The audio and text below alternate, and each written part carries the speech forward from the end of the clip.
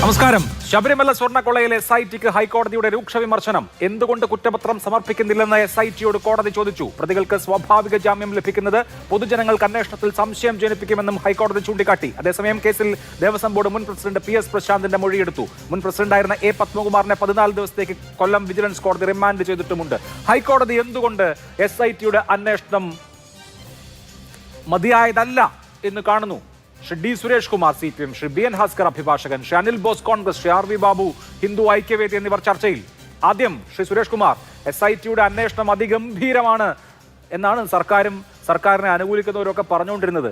ഇതുവരെ SITക്ക് ഒരു കുറ്റപത്രം കൊടുക്കാൻ കഴിഞ്ഞിട്ടില്ല, തൊണ്ടി കണ്ടെത്താൻ കഴിഞ്ഞിട്ടില്ല. ആകപ്പാടെ ഒരു 416 ഗ്രാം സ്വർണം, അത് തന്നെ ശബരിമലയിലേതാണോ എന്ന് ഉറപ്പില്ലാത്ത സ്വർണം, ഇതാണ് SITക്ക് ഇതിനകം കണ്ടെത്താൻ കഴിഞ്ഞിട്ടുള്ളത്. പ്രതികളായിരുന്നവർ, അറസ്റ്റ് ചെയ്യപ്പെട്ടവർ സ്വാഭാവിക ജാമ്യം നേടി പുറത്ത് ഇറങ്ങുകയാണ്. കോടതി ചോദിക്കുന്നു എന്താണ് ഈ സംഭവിക്കുന്നതെന്ന്. ജനങ്ങൾ എന്ത് ചോദിക്കണം? ഇതെന്ത് അന്വേഷണമാണ്?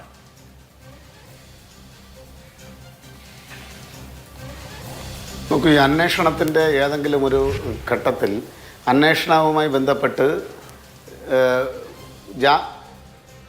ജാമ്യ ഹർജി കേൾക്കുന്നുണ്ടോ? കേൾക്കാം. പറഞ്ഞോളൂ ശ്രീ സുരേഷ് കുമാർ, പറഞ്ഞോളൂ. ജാമ്യ ഹർജി പരിഗണിക്കുന്ന കോടതിയാണോ അല്ലെങ്കിൽ മറ്റേതെങ്കിലും കോടതിയാണോ എന്നുള്ളതിനെ സംബന്ധിച്ച് പരിശോധിക്കപ്പെടേണ്ടതാണ്. അത്തരത്തിൽ കോടതി ഏതെങ്കിലും രൂപത്തിലുള്ള പരാമർശം നടത്തിയിട്ടുണ്ട് എങ്കിൽ അത് ഈ അന്വേഷണവുമായി ബന്ധപ്പെട്ട് കൃത്യമായി അന്വേഷണ പുരോഗതി സീൽഡ് വെച്ച കവറിൽ ഏൽപ്പിക്കുന്ന അല്ലെങ്കിൽ അതിന് നേതൃത്വം വഹിക്കുന്ന ദേവസ്വം ബെഞ്ചിൻ്റേതായിട്ട് വന്ന പരാമർശമല്ല ഇത്.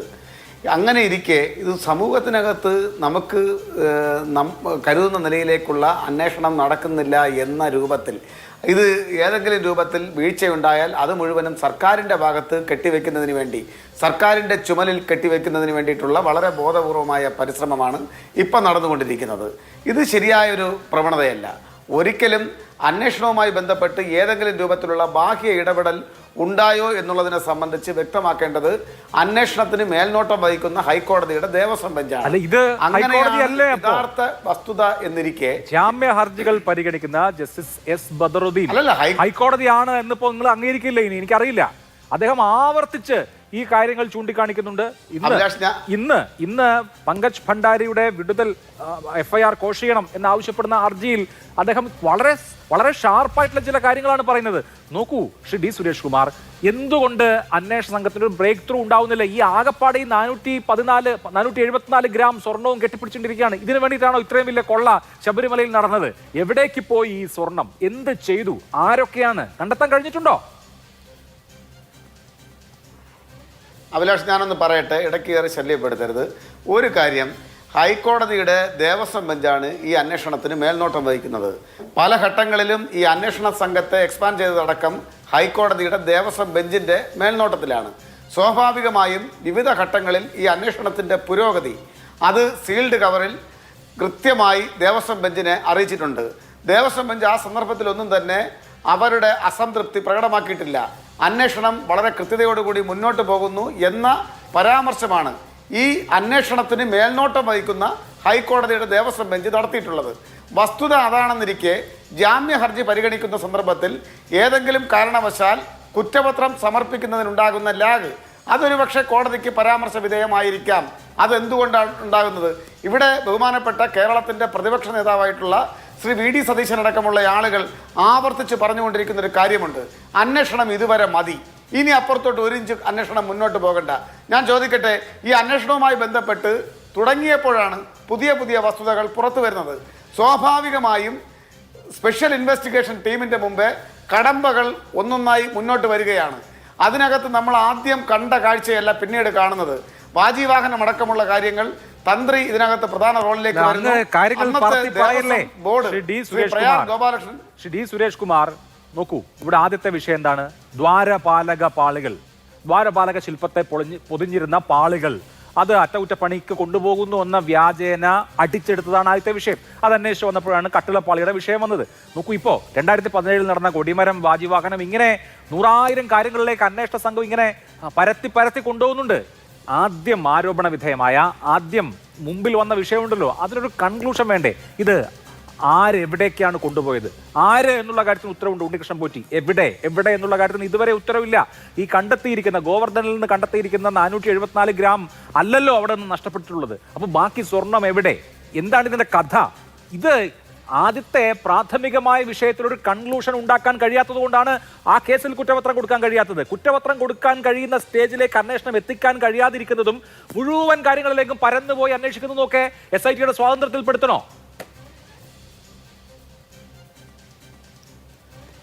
അഭിലാഷ്, ഈ അന്വേഷണത്തിന് പരിധി നിശ്ചയിക്കാൻ ഈ ചർച്ചയിൽ പാനലിസ്റ്റായി പങ്കെടുക്കുന്ന എനിക്കോ ഈ ചർച്ച നിയന്ത്രിക്കുന്ന ആങ്കറായ താങ്കൾക്കോ കേരളത്തിൽ ഒരാൾക്കും ഈ ശബരിമലയുമായി ബന്ധപ്പെട്ട് ഈ ഡിസ്കഷനിൽ പങ്കെടുക്കുന്ന ഒരാൾക്കും അതിനുള്ള അധികാരമോ അവകാശമോ ഇല്ല.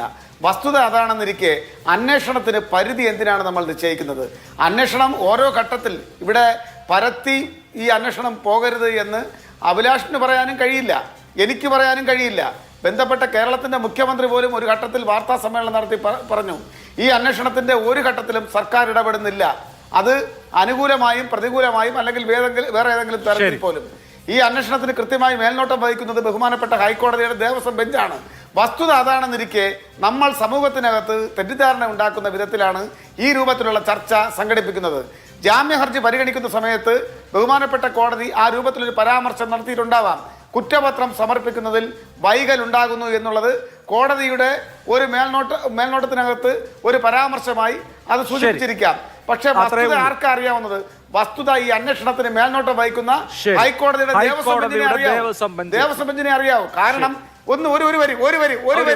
കമ്മ്യൂണിക്കേഷൻ അന്വേഷണ ഉദ്യോഗസ്ഥരും SITയും കമ്മ്യൂണിക്കേഷൻ ആരൊക്കെ തമ്മിലാണ്? സ്പെഷ്യൽ ഇൻവെസ്റ്റിഗേഷൻ ടീമും ഹൈക്കോടതിയുടെ ദേവസ്വം ബെഞ്ചും തമ്മിലാണ്. അവിടെയാണ് സുഗമമായ സുതാര്യമായ കമ്മ്യൂണിക്കേഷൻ, നമുക്കറിയാത്ത കമ്മ്യൂണിക്കേഷൻ നടന്നുകൊണ്ടിരിക്കുന്നത്. അവിടെ അന്വേഷണത്തിന് പരിധി നിശ്ചയിക്കാൻ പ്രതിപക്ഷ നേതാവിനോ കോൺഗ്രസ് നേതാക്കന്മാർക്കോ മാധ്യമ പ്രവർത്തകർക്കോ പാനലിസ്റ്റായി ചർച്ചയിൽ പങ്കെടുക്കുന്ന നമുക്കോ അധികാരമോ അവകാശമോ ഇല്ല എന്നുള്ള വസ്തുത നാം മനസ്സിലാക്കി വേണം ഈ ചർച്ചയിൽ മുന്നോട്ട് പോകാൻ. ശരി, ഓക്കെ, ഞാൻ അങ്ങയിലേക്ക് വരാം. ശ്രീ RV ബാബു, അന്വേഷണ സംഘം ആട് പ്ലാവില കടിക്കുന്നത് പോലെ എല്ലാം പോയി തൊട്ടുവെച്ചിട്ടുണ്ട്. പക്ഷേ ഒന്നിന്റെ കാര്യത്തിലും പൂർണ്ണതയായിട്ടില്ല. എന്ത് സംഭവിച്ചു എന്നതിൻ്റെ സമഗ്ര ചിത്രമില്ല. അതുകൊണ്ട് ദ്വാരപാലക പാളികളുടെ കാര്യത്തിലും കട്ടളപ്പാളിയുടെ കാര്യത്തിലും എല്ലാ പ്രതികൾക്കും സ്റ്റാറ്റ്യൂട്ടറി ബെയിൽ കിട്ടും. കാരണം 90 ദിവസത്തിനകം കുറ്റപത്രം നൽകിയില്ലെങ്കിൽ സ്വാഭാവികമായും കിട്ടുന്ന ജാമ്യമാണല്ലോ അത്. ഇവിടെ ഇപ്പോൾ അന്വേഷണ സംഘം അന്വേഷണം നടത്തുന്ന കാര്യത്തിൽ ഈ അന്വേഷണത്തെ ആകെ നിയന്ത്രിക്കുന്ന ഹൈക്കോടതിയുടെ ഡിവിഷൻ ബെഞ്ചിന്, ദേവസ്വം ബെഞ്ചിന് പരാതികളില്ല. പക്ഷേ ജാമ്യ ഹർജികൾക്കുന്ന സിംഗിൾ ബെഞ്ച് നിരന്തരമായി വിമർശനം ഉന്നയിക്കുകയും ചെയ്യുന്നുണ്ട്. ഇപ്പോൾ ഏതെങ്കിലും ഒരു കാര്യത്തിന് കൺക്ലൂഷൻ ഉണ്ടാക്കാൻ SIT മെനക്കെടാത്തത് കൊണ്ടാണോ, അതോ ഒരുപാട് കാര്യങ്ങളിലേക്ക് ഇങ്ങനെ വളരെ വിപുലമായി സഞ്ചരിക്കുന്നത് കൊണ്ടാണോ ഈ പ്രശ്നം?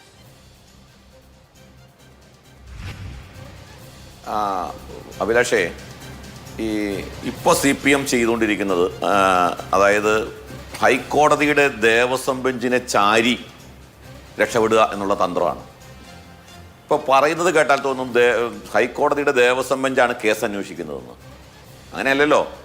ഹൈക്കോടതി നിശ്ചയിച്ച അതൊരു അസാധാരണ നടപടിയായി പോയി കേട്ടോ, ഞാനത് പറയാതിരിക്കുന്നില്ല. ഹൈക്കോടതി സാധാരണഗതിയിൽ ചെയ്യുന്ന ഒരു പ്രവൃത്തിയല്ല ചെയ്തത്. ഒരു അന്വേഷണ ഉദ്യോഗസ്ഥനെ നിശ്ചയിക്കും ഹൈക്കോടതി. ആ അന്വേഷണ സംഘത്തിൽ ആരൊക്കെ വേണം എന്നുകൂടി അവിടുത്തെ പ്യൂണിനെ വരെ നിശ്ചയിക്കുന്ന രീതിയിൽ ഹൈക്കോടതി നിശ്ചയിച്ചത് ഒരു അസാധാരണ നടപടിയാണ്. അതിൽ ഞാനടക്കം അന്നേ തന്നെ ആ കാര്യത്തിൽ ഹൈക്കോടതിയുടെ ആ നടപടിയെ അത്ര കണ്ട് ഇഷ്ടപ്പെടാത്ത രീതിയിൽ തന്നെ പറയുകയും ചെയ്തിരുന്നു. ആ നിലപാടിൽ തന്നെയാണ് ഞാനിപ്പോഴും നിൽക്കുന്നത്. അതുകൊണ്ട് പക്ഷെ ഇപ്പോൾ CPM ചെയ്യുന്നത് എന്താണ്? ഏതാണ്ട് അന്വേഷിക്കുന്നത് മുഴുവൻ ഹൈക്കോടതിയാണ് എന്നുള്ള മട്ടിലാണ്. ഹൈക്കോടതിയാണോ അന്വേഷിക്കുന്നത്? അന്വേഷണത്തെ സംബന്ധിച്ച് സമയാസമയങ്ങളിൽ SIT കൊടുക്കുന്ന ആ റിപ്പോർട്ട് ഇൻ ക്യാമറ പ്രൊസീഡിങ്സിലാണ് ഹൈക്കോടതി പരിശോധിച്ചുകൊണ്ടിരിക്കുന്നത്. എന്തിനാണ് ഇൻ ക്യാമറ പ്രൊസീഡിങ്സ് എന്ന് എനിക്ക് മനസ്സിലായിട്ടില്ല ഇതുവരെ. എന്താ പെണ്ണ്, അതായത് സ്ത്രീകളുമായി ബന്ധപ്പെട്ട കേസാണോ അവിടെ ഡീൽ ചെയ്യുന്നത്? അവരുടെ പ്രൈവസി സംരക്ഷിക്കേണ്ട വല്ല കേസാണോ അവിടെ ഡീൽ ചെയ്യുന്നത്? ഒന്നുമല്ല. അപ്പോൾ അത് തന്നെ, അപ്പോൾ ഒരുപാട് ഗ്രേ ഏരിയ ഈ അന്വേഷണത്തെ സംബന്ധിച്ചുണ്ട് എന്ന് തുടക്കം മുതലേ പറഞ്ഞിട്ടുണ്ട്. മാത്രമല്ല SITക്ക് മേൽ സർക്കാരിന്റെ സമ്മർദ്ദമുണ്ട് എന്ന് അന്നേ ഞങ്ങൾ പറഞ്ഞിട്ടുണ്ട്. അതുകൊണ്ട് ഈ അന്വേഷണം തീർച്ചയായിട്ടും ഒരു കേന്ദ്ര ഏജൻസി അന്വേഷിക്കണം എന്ന ആ അഭിപ്രായം തുടക്കം മുതൽ പറഞ്ഞ ഒരാളാണ്. അഭിലാഷിന്റെ ചർച്ചയിൽ ഞാൻ അന്നേ പറഞ്ഞ അഭിപ്രായത്തിൽ ഇപ്പോൾ ഉറച്ചു നിൽക്കുന്നു. ഇവിടെ പ്രശ്നം എന്താണ്? ഇപ്പോൾ നമുക്ക് നേരത്തെ അഭിലാഷ് പറഞ്ഞ പോലെ ഈ അന്വേഷണം മരവിച്ച ഒരവസ്ഥയിലാണ്. ഇപ്പോൾ ഈ അന്വേഷണം മരവിച്ചാണ്. ഇപ്പോൾ നേരത്തെ ഉണ്ണികൃഷ്ണൻ പോറ്റിക്ക് ഒരു കേസിൽ ജാമ്യം കിട്ടി. ഇനി ഫെബ്രുവരി 2-ാം തീയതി കുറ്റപത്രം നൽകിയിട്ടില്ല എന്നുണ്ടെങ്കിൽ അടുത്ത കേസ് കട്ടിളപ്പാസി കേസിലും ഉണ്ണികൃഷ്ണൻ പോറ്റിക്ക് ജാമ്യം കിട്ടും. അതോടെ ഈ കേസിലെ പ്രധാന പ്രതി പുറത്തു വരും. പുറത്തു വന്നാൽ കേസ് അതോടെ തീരുന്നൊന്നും ഞാൻ പറയുന്നില്ല, ആ അഭിപ്രായം എനിക്കില്ല. പക്ഷേ അടിസ്ഥാനപരമായ പ്രശ്നം എന്താണ്? ഈ കേസ് അന്വേഷണത്തിൽ ഇപ്പോൾ ഇവിടെ കോൺഗ്രസും കമ്മ്യൂണിസ്റ്റ് പാർട്ടിയും ഒക്കെ അങ്ങോട്ടും ഇങ്ങോട്ടും പരസ്പരം ആരോപണം ഉന്നയിക്കുകയാണ്.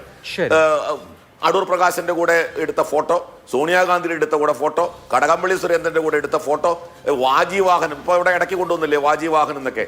ഇങ്ങനെ ഉപരിപ്ലവമായ കാര്യങ്ങൾ പറഞ്ഞ് യഥാർത്ഥ വസ്തുതയെ മറച്ചു വെക്കാൻ രണ്ടു കൂട്ടരും ശ്രമിക്കുകയാണ് അഭിലാഷ്. ശബരിമലയിൽ നടന്ന കൊടും കൊള്ള, ആ കൊള്ളയുടെ യഥാർത്ഥ രീതിയിലേക്കുള്ള അന്വേഷണം ഇനിയും എത്രയോ മുന്നോട്ട് പോവാനുണ്ട്. ആ അന്വേഷണത്തിലെ ഏറ്റവും പ്രധാനപ്പെട്ട കാര്യം എന്താണ്? ഇതിനകത്ത് സ്വർണം എന്നുള്ളത് എവിടെ എന്ന് കണ്ടെത്താൻ SITക്ക് ആയിട്ടില്ല. തൊണ്ടി മുതലില്ലാത്ത ഒരു കവർച്ച കേസ് അന്വേഷിക്കുകയാണ് നമ്മൾ. കണ്ടെത്താതെ പ്രതികളെ അറസ്റ്റ് ചെയ്ത് ജയിലിലടച്ചിരിക്കുകയാണ്. ശരി, അതുകൊണ്ട് തന്നെ അവർക്ക് ചാർജ് ഷീറ്റ് കൊടുക്കാനും പറ്റുന്നില്ല. പ്രതികളെ അറസ്റ്റ് ചെയ്ത് ജയിലിലടച്ചിരിക്കുകയാണ്. ശരി, അതൊരു പ്രധാനപ്പെട്ട പോയിന്റാണ്. ഞാൻ അങ്ങനെയൊക്കെ വരാം. ചാർജ് ഷീറ്റ് കൊടുക്കുന്നത് എങ്ങനെയാ? ശരി, കറക്റ്റാണ്. ശ്രീ അനിൽ ബോസ്, ഇപ്പോൾ ഇന്ന് കോൺഗ്രസിന്റെ സമരം തുടങ്ങിയ ദിവസമാണ്. 2 MLA-മാർ നിയമസഭയിൽ സമരം ഇരിക്കുന്നു, മറ്റിടങ്ങളിൽ വലിയ സമരവും ഒക്കെ നടത്തുന്നു. ഈ സമരം എന്നുള്ളതിനപ്പുറത്ത് ഈ കേസ് എവിടെ എന്നൊരു വലിയ ചോദ്യം ഉണ്ടല്ലോ. കേസ് അന്വേഷിച്ചുകൊണ്ടിരിക്കുകയാണെന്ന് പറയുന്നു. പ്രതികൾ ജാമ്യം കിട്ടി പുറത്തിറങ്ങുന്നുണ്ട്. പക്ഷേ അന്വേഷണം അതിന്റെ കൺക്ലൂഷനിലേക്ക് എത്തുന്നില്ല. ഇരുട്ടിൽ തപ്പുകയാണ്. അക്ഷരാർത്ഥത്തിൽ നമ്മൾ മലയാളത്തിൽ പറയുന്ന ഇരുട്ടിൽ തപ്പുക എന്ന ആ പ്രയോഗം ശരിയാവുകയാണ്. എത്ര അന്വേഷിച്ചിട്ടും എന്താണ് യഥാർത്ഥത്തിൽ സംഭവിച്ചത് എന്ന് കണ്ടെത്താൻ കഴിയുന്നില്ല. ഈ വെറും 470 ഗ്രാം സ്വർണ്ണം എടുക്കാൻ, അല്ലെങ്കിൽ 474 ഗ്രാം സ്വർണ്ണം എടുക്കാൻ പോട്ടെ, ഇനിയിപ്പോൾ 1000 ഗ്രാമാണെന്ന് വെച്ചോളൂ. 1000 ഗ്രാം സ്വർണ്ണം എടുക്കാൻ വേണ്ടി ഇത്രയും ആസൂത്രണം ചെയ്ത് ശബരിമല സന്നിധാനത്ത് ഇതുമാതിരിയുള്ള റോബറി നടത്തുമെന്ന് ഞാൻ വിചാരിക്കുന്നില്ല. അതിനപ്പുറമുള്ള എന്തെങ്കിലുമൊക്കെ കാര്യങ്ങൾ ഉണ്ടാവുമെന്നാണ് എല്ലാവരും വിചാരിക്കുന്നത്. പക്ഷേ എന്ന് കണ്ടെത്താൻ പറ്റുന്നില്ല. ആർക്ക് കണ്ടെത്താൻ പറ്റും?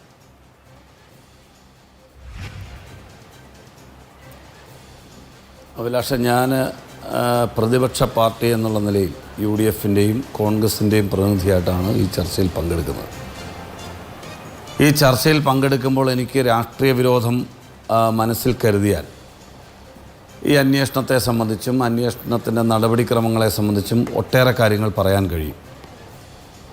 അങ്ങനെ പറഞ്ഞു പോകേണ്ട ഒരു വിഷയമാണ്, കേവലം രാഷ്ട്രീയ ആരോപണങ്ങൾ ഉന്നയിച്ചു പോകേണ്ട ഒരു വിഷയമാണ് എന്ന് ഞാൻ കരുതുന്നില്ല. ഹിന്ദു ഐക്യവേദിയുടെ നേതാവ് ശ്രീ ബാബു പറഞ്ഞതുപോലെ ആരോപണ പ്രത്യാരോപണങ്ങൾ എന്ന് പറയുന്നത് രാഷ്ട്രീയത്തിലൊക്കെ ഉള്ളതാണ്.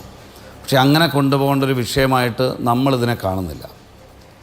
ഈ സ്വർണം കവർച്ച, അല്ലെങ്കിൽ കൊള്ളയടിക്കൽ, മോഷണം, ഇതുമായി ബന്ധപ്പെട്ട കേസുകൾക്കെല്ലാം പൊതു സ്വഭാവമാണുള്ളത്. ആ പൊതു സ്വഭാവത്തിനപ്പുറം ഈ വിഷയം ചർച്ച ചെയ്യപ്പെടുന്നത് ശബരിമലയിൽ നടന്നു എന്നുള്ളത് കൊണ്ടാണ്. അത് ലക്ഷോപലക്ഷം വരുന്ന ഈ ലോകത്തെ വിവിധ ഇടങ്ങളിൽ താമസിക്കുന്ന വിശ്വാസ സമൂഹത്തിൻ്റെ വലിയ ഒരു പോറലേൽപ്പിച്ചിട്ടുണ്ട് അവരുടെ മനസ്സുകളിൽ ഒരിക്കലും കേൾക്കാൻ ആഗ്രഹിക്കാത്ത ഒരു ദുരന്തമായിട്ടാണ് ഇതിനെ പൊതുസമൂഹം കാണുന്നത്. അതുകൊണ്ടാണ് സ്വർണം കൊള്ളയടിക്കൽ, സ്വർണ്ണക്കള്ളക്കടത്ത്, സ്വർണം കവർച്ച എന്നതിനപ്പുറമുള്ള മാനങ്ങൾ ഈ ശബരിമല വിഷയത്തിൽ വരുന്നത്. അതുകൊണ്ട് ഹൈക്കോടതിയുടെ ദേവസ്വം ബെഞ്ചിനെ ഇപ്പോൾ ഞാൻ സംശയത്തിൻ്റെ മുൾമുനയിൽ നിർത്തിയൊരു അഭിപ്രായം പറയുന്നത് ശരിയല്ല. അങ്ങനെ ഞാൻ പറയാൻ ഉദ്ദേശിക്കുന്നുമില്ല. പിന്നെ ഇപ്പോൾ 90 ദിവസത്തിനകം കുറ്റപത്രം കൊടുത്തില്ല. എന്തുകൊണ്ട് കൊടുക്കുന്നില്ല എന്ന് ചോദിച്ചാൽ, വേണമെങ്കിൽ എനിക്ക് രാഷ്ട്രീയ ആരോപണം ബോധപൂർവം ഭരണകക്ഷിക്ക് ആ പ്രതികളെ സംരക്ഷിക്കാൻ വേണ്ടിയാണെന്നൊക്കെ പറയാം. അങ്ങനെയൊന്നും പറയുന്നില്ല. പക്ഷേ പല കാര്യങ്ങളിലും നമുക്ക് സംശയം ഉണ്ടാകുന്ന കാര്യങ്ങളുണ്ട്. ഈ പറയുന്ന കുറ്റപത്രം സമർപ്പിക്കുന്നില്ല എന്ന് പറയുമ്പോൾ, ആ കുറ്റപത്രം സമർപ്പിക്കുന്നതിന് മുമ്പ് ബഹുമാനപ്പെട്ട ദേവസ്വം ബെഞ്ച് മുമ്പാകെ നടക്കേണ്ട നടപടിക്രമം എന്ന് പറയുന്നത് ഈ കേസിൽ സ്പെഷ്യൽ ഇൻവെസ്റ്റിഗേഷൻ ടീം അന്വേഷിക്കുന്നതുകൊണ്ടും ആ ടീമിലെ അംഗങ്ങളെ കോടതി പിക്ക് ചെയ്തതായതുകൊണ്ടും സ്വാഭാവികമായും ഈ റിപ്പോർട്ട് സമർപ്പിക്കുന്നതിന് മുമ്പ് കോടതി മുമ്പാകെ അതിൻ്റെ ഡ്രാഫ്റ്റ് റിപ്പോർട്ട് എത്തണം. ആദ്യം അവിടെ എത്തണം, കോടതി മുമ്പാകെ എത്തണം, ദേവസ്വം ബെഞ്ച് മുമ്പാകെ എടുക്കണം. ആ എത്തുന്നതിനുള്ള സാഹചര്യം പോലും ഉണ്ടാക്കിയില്ല എന്ന് പറയുമ്പോൾ അത് വളരെ ഗൗരവമുണ്ട്. കുറ്റപത്രം കൊടുക്കാത്തത് അന്വേഷണത്തിൻ്റെ ഭാഗമായിട്ട് വിവിധങ്ങളായിട്ടുള്ള തെളിവുകൾ കിട്ടാൻ വേണ്ടി ആണ് എന്നൊക്കെ അന്വേഷണ ഉദ്യോഗസ്ഥന്മാർക്ക് പറയാം. പക്ഷേ ആ അന്വേഷണത്തിൻ്റെ സ്റ്റെപ്പിൽ കുറ്റപത്രം സമർപ്പിക്കുക എന്നതിനപ്പുറം ആ സമർപ്പിക്കുന്ന കുറ്റപത്രത്തിൻ്റെ ഒരു ആമുഖമെങ്കിലും ഒരു ഡ്രാഫ്റ്റെങ്കിലും കോടതി മുമ്പാകെ പോലും കൊടുക്കാൻ കഴിഞ്ഞില്ല എന്ന് പറഞ്ഞാൽ 100% അതിൻ്റെ അകത്ത് അന്വേഷണ ഏജൻസിക്ക് എവിടെയൊക്കെയോ പിഴയ്ക്കുന്നു എന്ന് ബോധ്യമാകും. ഞാൻ മനസ്സിലാക്കുന്നത് തന്ത്രിയിലെത്തിയതിന് ശേഷമാണ് ഇത് വഴിമാറുന്നത്. തന്ത്രിയിലെത്തിയതിന് ശേഷമാണ് ഇതൊരു മൊത്തം കലക്കൽ എന്ന് പറയുന്ന സമയം. ഏത് നേതാവിനെ കുറിച്ച് അഭിപ്രായം പറയാം? മുഖ്യമന്ത്രിയുടെ കൂടെ പോറ്റി നിൽക്കുന്നത് ചർച്ച ചെയ്യുന്നത് നമുക്ക് വേണേൽ മനസ്സിലാക്കാം. അത് പറഞ്ഞിട്ട് സോണിയാഗാന്ധിയുടെ കൂടെയും അടൂർ പ്രകാശിൻ്റെയും കൂടെ നിൽക്കുന്നതെന്ന് പറഞ്ഞാൽ നമുക്ക് പറയാം, ശരി, ഇതേ പിന്നെ പോറ്റിയുടെ കൂടെ നിന്ന് മുഖ്യമന്ത്രിക്കെതിരെ കേസെടുത്തു, അദ്ദേഹത്തിൻ്റെ വീട് റൈഡ് ചെയ്തു, ഞങ്ങൾ നിഷ്പക്ഷമായ അന്വേഷണമാണ് നടത്തുന്നത്, അതുകൊണ്ട് ഇനി അടൂർ പ്രകാശിൻ്റെ വീട്ടിലോട്ട് പോട്ടെ, അതുകൊണ്ട് സോണിയാഗാന്ധിയുടെ വീട്ടിലേക്ക് പോട്ടെ എന്ന് പറഞ്ഞാൽ മനസ്സിലാവും. ഇവിടെ അതല്ല.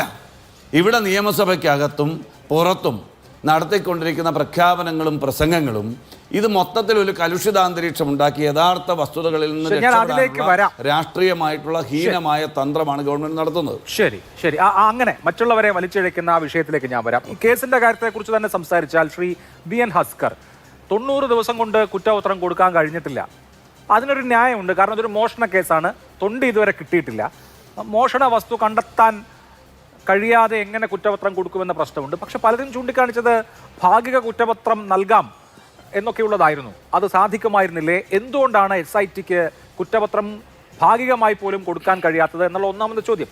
രണ്ടാമത്തെ വിഷയം, ഇപ്പോൾ ഹൈക്കോടതിയുടെ ഈ കേസ് മേൽനോട്ടം നടത്തുന്ന ദേവസ്വം ബെഞ്ച് ഇതുവരെ SITയെക്കുറിച്ച് യാതൊരു കുറ്റവും പറഞ്ഞിട്ടില്ല എന്ന് മാത്രമല്ല SITയുടെ പ്രവർത്തനങ്ങളെ തെറ്റായ നിലയിൽ മാധ്യമങ്ങളിൽ അവതരിപ്പിക്കരുത് എന്ന് ഒരു വേള മുന്നറിയിപ്പ് കൊടുക്കുക പോലും ചെയ്തു. പക്ഷേ ജാമ്യ ഹർജി കേൾക്കുന്ന സിംഗിൾ ബെഞ്ച്, ജസ്റ്റിസ് ബദറുദ്ദീന്റെ ബെഞ്ച് നിരന്തരമായി അന്വേഷണ സംഘത്തെ നിശിതമായി മുൾമുനയിൽ നിർത്തുന്നുമുണ്ട്. അത് കുറച്ച് കൗതുകം ഉണ്ടാക്കുന്നുണ്ട്. ഈ രണ്ട് കാര്യങ്ങളുടെയും വിശദീകരണം എന്താണ്? അഭിലാഷേ സുപ്രീം കോടതി നിയമപരമായി തന്നെ അത് ജാമ്യത്തിന്റെ കേസിൽ ഒന്ന് നിയമപരമായി തന്നെ ഈ കാര്യത്തെ പരിശോധിക്കേണ്ടതുണ്ട്. കാരണം ഒരു കേസിലെ ഒരു ക്രിമിനൽ കുറ്റകൃത്യത്തെ സംബന്ധിച്ച് ഇൻവെസ്റ്റിഗേഷൻ നടത്തുന്നതിന് ഭാരതീയ നാഗരിക് സുരക്ഷാ സംഹിത പ്രകാരം 187 സബ്ക്ലോസ് 3 പ്രകാരം 90 ദിവസത്തിനുള്ളിൽ ജീവപര്യന്തമോ ആ 10 കൊല്ലം വരെ ശിക്ഷ ലഭിക്കാവുന്ന കുറ്റകൃത്യത്തിൽ പെടുന്ന പ്രതികൾക്ക് സ്വാഭാവിക ജാമ്യത്തിനുള്ള അർഹതയുണ്ട്. ആ കുറ്റപത്രം സമർപ്പിക്കപ്പെടാത്തിടത്തോളം അതിന് അർഹതയുണ്ട്. 60 ദിവസത്തിനുള്ളിൽ അതിനുശേഷമുള്ള കുറ്റകൃത്യങ്ങൾ, അതിന് കീഴേ വരുന്ന കുറ്റകൃത്യങ്ങൾ 60 ദിവസത്തിനുള്ളിൽ അന്വേഷണം പൂർത്തീകരിച്ച് റിപ്പോർട്ട് കൊടുക്കണം എന്നുള്ളതാണ്. അങ്ങനെ ചെയ്യാതിരുന്നാൽ കൃത്യമായി ഇക്കാര്യത്തിൽ സ്വാഭാവിക ജാമ്യത്തിന് അർഹതയുണ്ട്. ഇവിടെ നമുക്ക് എടുക്കാൻ കഴിയുന്ന ഒരു വലിയ ഡിഫൻസ് എന്ന് പറയുന്നത് ബഹുമാനപ്പെട്ട ഹൈക്കോടതിയുടെ ദേവസ്വം ബെഞ്ച് നിശബ്ദമായിരിക്കുന്നു, അന്വേഷണത്തെക്കുറിച്ച് ഒന്നും പറയുന്നില്ല എന്ന് പറയുന്നിടത്ത് അങ്ങനെയല്ല അതിനെ കാണേണ്ടത്. കാരണം പ്രിവെൻഷൻ ഓഫ് കറപ്ഷൻ ആക്ടിന്റെ പരിധിയിൽ വരുന്ന ജാമ്യാപേക്ഷകൾ പരിഗണിക്കുന്ന ജസ്റ്റിസ് A ബദറുദ്ദീന്റെ ബെഞ്ച് നിശ്ചിതമായി പല ഘട്ടങ്ങളിലായി അന്വേഷണ സംഘത്തെ വിമർശിച്ചുകൊണ്ടേയിരിക്കുകയാണ്. അങ്ങനെ വിമർശിച്ചതിന്റെ കൂടി അടിസ്ഥാനത്തിലാണ് ഒരു വൈക്കാരിയസ് ലയബിലിറ്റി മാത്രമുണ്ടായിരുന്ന 2 ദേവസ്വം ബോർഡ് അംഗങ്ങളെ പിന്നീട് SITക്ക് അറസ്റ്റ് ചെയ്ത് കോടതി മുമ്പാകെ ഹാജരാക്കേണ്ട സാഹചര്യം ഉണ്ടായത്. രോഗബാധിതനായി ചികിത്സയിൽ കഴിയുകയും സ്ട്രോക്ക് വന്ന് ശബ്ദിക്കാൻ പോലും കഴിയാതെ ഓർമ്മകൾ പോലും ഇല്ലാത്ത മനുഷ്യനെയാണ് അറസ്റ്റ് ചെയ്ത് ഇപ്പോൾ മെഡിക്കൽ കോളേജ് ഹോസ്പിറ്റലിൽ ജയിലിൽ കഴിഞ്ഞു വരുന്നത് എന്ന സാഹചര്യമുള്ളത്. ആ സാഹചര്യം വന്നത് അദ്ദേഹത്തിന് വൈക്കാരിയസ് ലയബിലിറ്റി മാത്രമേ ഉള്ളൂ. കാരണം അദ്ദേഹം ഇതുവരെ നടന്നിട്ടുള്ള അന്വേഷണത്തിൻ്റെ ഘട്ടങ്ങളിൽ എവിടെയും അദ്ദേഹം ഏതെങ്കിലും തരത്തിൽ കുറ്റകൃത്യത്തിൽ നേരിട്ട് പങ്കാളിയെന്നോ ആ കുറ്റകൃത്യത്തിൽ നിന്ന് ലഭിച്ച തൊണ്ടി മുതലുകളുടെ ലാഭം എടുത്തിട്ടുണ്ടെന്നോ ഒരു തരത്തിലും അന്വേഷണ സംഘത്തിന് പരാതി പോലുമില്ല. ഇവിടെ ഏറ്റവും പരമപ്രധാനമായി കാണേണ്ടത് സമയബന്ധിതമായി അന്വേഷണം പൂർത്തീകരിച്ച് SITക്ക് കുറ്റപത്രം സമർപ്പിക്കാത്തത് മൂലം ഈ കേസിലെ ഏറ്റവും മുഖ്യമായ പ്രതിയായിട്ടുള്ള ഉണ്ണികൃഷ്ണൻ പോറ്റിക്ക് ദ്വാരപാലക ശില്പങ്ങളുടെ കേസുകളിൽ സ്വാഭാവിക ജാമ്യം ലഭിച്ചു കഴിഞ്ഞു. 2 മുരാരി ബാബു കേസിലെ ഏറ്റവും പരമപ്രധാനമായിട്ടുള്ള പ്രതിയാണ്. ആ 13 പ്രതികളിൽ ഏറ്റവും പരമപ്രദമായ ഇതിൻ്റെ കോൺസ്പിറസി തിയറി സ്റ്റാർട്ട് ചെയ്യുന്നത് മുരാരി ബാബുവിൽ നിന്നും ഉണ്ണികൃഷ്ണൻ പോറ്റിയിൽ നിന്നുമാണ്. ആ മുരാരി ബാബുവിനും ഇപ്പോൾ ജാമ്യം ലഭിച്ചു. ഇനി മറ്റു പ്രതികൾക്ക് കൂടി ജാമ്യം ലഭിക്കുക എന്നുള്ളതേ ഉള്ളൂ. അങ്ങ് ചോദിച്ച ചോദ്യം വളരെ കാതലാണ്. സ്വാഭാവികമായും ഇത്തരം ഘട്ടങ്ങളിൽ അന്വേഷണ സംഘത്തിന് പാർട്ട് ഇൻവെസ്റ്റിഗേഷൻ റിപ്പോർട്ട് കൊടുക്കുന്നതിന് നിയമപരമായി യാതൊരു തടസ്സവുമില്ല. പക്ഷെ എന്തുകൊണ്ട് അത് ചെയ്യുന്നില്ല എന്ന് ചോദിച്ചു കഴിഞ്ഞാൽ SITക്ക് നിലവിൽ ഇതുവരെ കണ്ടെത്തിയ അന്വേഷണത്തിൽ നിന്ന് 13 പ്രതികളെ കോടതി മുമ്പാകെ നിരത്തി നിർത്താൻ കഴിഞ്ഞു എന്നതിനപ്പുറം SIT ഒരു കാതൽ പോലും ഈ കേസിൻ്റെ ആവശ്യകതയിലേക്ക് കണ്ടെത്തിയിട്ടില്ല എന്നുള്ളതാണ് നിർഭാഗ്യകരമായിട്ടുള്ള കാരണം. ഇവിടെ ഇപ്പോൾ ദ്വാരപാലക ശില്പങ്ങൾ നഷ്ടപ്പെട്ടു, അതിൽ 4 കിലോയോളം സ്വർണം അല്ലെങ്കിൽ വെയിറ്റ് നഷ്ടപ്പെട്ടിട്ടുണ്ട് എന്ന് നമുക്കറിയാം. അപ്പോൾ ആ ദ്വാരപാലക ശില്പങ്ങളിലോ കട്ടളപ്പാളികളിലോ സംബന്ധിച്ച് അത് നിലവിൽ എവിടെയെങ്കിലും ഉണ്ടോ, അത് തന്നെയാണോ ഇപ്പോൾ കോടതി ഇപ്പോൾ ശബരിമലയിൽ ഉള്ളത് എന്നത് സംബന്ധിച്ച് പോലും ഒരു വ്യക്തത വരുത്തുന്നതിന് SITക്ക് ആയിട്ടില്ല. ആദ്യം മെർക്കുറി ഉപയോഗിച്ചാണ് 1999 മെർക്കുറി ഉപയോഗിച്ചാണ് അമാൽഗമേഷൻ നടത്തിയിട്ടുള്ളത്. എന്നാൽ ഇപ്പോൾ നിലവിലിരിക്കുന്ന കട്ടളപ്പാളിയിലും അതുപോലെ തന്നെ ദ്വാരപാലക ശില്പങ്ങളിലും നിക്കലിൻ്റെ സാന്നിധ്യം മാത്രമാണ്, മെർക്കുറിയുടെ സാന്നിധ്യമില്ല. അപ്പോൾ സ്മാർട്ട് ക്രിയേഷൻസിൽ ഇപ്പോൾ നടത്തിയിട്ടുള്ള ഇലക്ട്രോളിസിസ് പ്രോസസ്സ് എന്ന് പറയുന്നത് നിക്കൽ ഉപയോഗിച്ചുകൊണ്ടുള്ള ഇലക്ട്രോളിസിസ് പ്രോസസ്സാണ്. അപ്പോൾ യഥാർത്ഥ ലോഹം 99 ഉണ്ടായിരുന്ന ലോഹം തന്നെയാണോ നിലവിൽ ഇപ്പോൾ അവിടെ ഇരിക്കുന്നത് എന്ന സംശയം വളരെ കൃത്യമായി ശാസ്ത്രീയമായി വിക്രം സാരാഭായ് സ്പേസ് സെന്ററിൽ നടത്തിയിട്ടുള്ള അന്വേഷണത്തിൽ തെളിഞ്ഞിരിക്കുന്നു എന്നുള്ളതാണ്. അപ്പോൾ ഇനി അത് കണ്ടെത്തണം. നേരത്തെ ഉണ്ടായിരുന്ന ആ കട്ടളപ്പാളിയും അതുപോലെ തന്നെ ദ്വാരപാലക ശില്പങ്ങളും SIT കണ്ടെത്തേണ്ടതുണ്ട്. അപ്പോൾ ആ SIT കണ്ടെത്തി കോടതി മുമ്പാകെ ഹാജരാക്കിയാൽ മാത്രമേ ഒരു പാർട്ട് ഫൈനൽ റിപ്പോർട്ടിന്റെ കൂടി സാധ്യതയുള്ളൂ. അല്ലാതെ ഏതെങ്കിലും തരത്തിൽ ഒരു പാർട്ട് ഫൈനൽ റിപ്പോർട്ട് കോടതി മുമ്പാകെ കൊടുത്താൽ അത് അംഗീകരിക്കാൻ ചിലപ്പോൾ വിജിലൻസ് കോടതി തയ്യാറായെന്ന് വരില്ല. അതല്ല, അങ്ങനെ ഒരു പാർട്ട് ഇൻവെസ്റ്റിഗേഷൻ റിപ്പോർട്ട് കൊടുത്തു കഴിഞ്ഞാൽ കോടതി ആ പ്രതികൾക്ക് മെറിറ്റിന്മേൽ ജാമ്യം കൊടുക്കേണ്ടി വരും. കാരണം ഇനിയുള്ള 10-11 പ്രതികൾക്കും കോടതി മെറിറ്റ് അടിസ്ഥാനത്തിൽ ജാമ്യം കൊടുക്കേണ്ട സാഹചര്യത്തിലേക്ക് എത്തും. ഈ SITയുടെ അന്വേഷണം ഫ്യൂട്ടൈലായി പോകും, അല്ലെങ്കിൽ വൃഥാവിലായി പോകുന്ന അവസ്ഥയിലേക്കാണ് നിലവിൽ ഇന്ന് ബഹുമാനപ്പെട്ട ഹൈക്കോടതിയുടെ പ്രിവെൻഷൻ ഓഫ് കറപ്ഷൻ ആക്ടിന്റെ ജാമ്യ ഹർജികൾ പരിഗണിക്കുന്ന ജസ്റ്റിസ് A ബദറുദ്ദീൻ അതിനിശ്ചിതമായ ഭാഷയിൽ SITയെ വിമർശിക്കാനുണ്ടായ കാരണത്തിന്റെ പ്രധാന കാര്യം എന്നാണ് എൻ്റെ നിഗമനം. അത്തരത്തിൽ ഒരു രീതിയിലേക്ക് ഈ അന്വേഷണം കൊണ്ടുചെന്നെത്തിക്കുന്നതിൽ ബാഹ്യ ഇടപെടലുകൾ ഉണ്ടോ എന്ന് ആരെങ്കിലും സംശയിച്ചാൽ ആ ബാഹ്യ ഇടപെടലുകൾ ഉണ്ട് എന്ന തരത്തിലേക്ക് ഉത്തരം പറയുന്നത് കൂടിയായിരുന്നു നിലവിൽ SITയുടെ പ്രവർത്തനം എന്നതാണ് എൻ്റെ ഒരു അഭിപ്രായം. ശരി, ഓക്കെ, ഞാൻ വരാം അവിടെ. സുരേഷ് കുമാർ, കഴിഞ്ഞ 100 ദിവസമായിട്ട് എന്ത് മലമറിക്കുകയായിരുന്നു SIT എന്ന ചോദ്യം ബാക്കിയാണ്. സുഭാഷ് കപൂറിനെ ഒക്കെ മാതൃകയാക്കുന്ന തരത്തിലുള്ള അന്താരാഷ്ട്ര 5 കള്ളക്കടത്തുണ്ടോ എന്ന സംശയം പോലും ദേവസ്വം ബെഞ്ച് മുമ്പ് പ്രകടിപ്പിക്കുകയുണ്ടായി. പല തിയറികളുമായിട്ട് വന്നു. ഒരു കാര്യവും കൺക്ലൂഡ് ചെയ്യാൻ ഈ അന്വേഷണ സംഘത്തിന് കഴിയുന്നില്ല. എത്ര ദിവസമായിട്ട് അന്വേഷിക്കുകയാണ്. പ്രതികളെ പിടിച്ച സാഹചര്യം ഇവിടെ വിശദീകരിക്കപ്പെട്ടല്ലോ. ദേവസ്വം ബോർഡ് അംഗങ്ങളിലേക്ക് അന്വേഷണം എത്താത്ത സമയത്ത് അതിരൂക്ഷമായ വിമർശനം, അന്വേഷണം നിലച്ചുപോയെന്ന വിമർശനം ഉണ്ടായി. ആ വിമർശനത്തിന് ശേഷമാണ് പ്രധാനപ്പെട്ട ചില അറസ്റ്റുകൾ ഉണ്ടാവുന്നത്, പത്മകുമാറിന് ശേഷമുള്ള അറസ്റ്റുകൾ ഉണ്ടാവുന്നത്. അതിനുശേഷം വീണ്ടും വിമർശനം വേണ്ടി വന്നു ശങ്കർദാസിന്റെ അറസ്റ്റിന്. വീണ്ടും കോടതി നിർബന്ധിക്കേണ്ടി വന്നു അദ്ദേഹത്തിന്റെ അറസ്റ്റ് രേഖപ്പെടുത്താനും പിന്നെ മെഡിക്കൽ ബോർഡിനെ രൂപീകരിക്കാനും ഒക്കെ.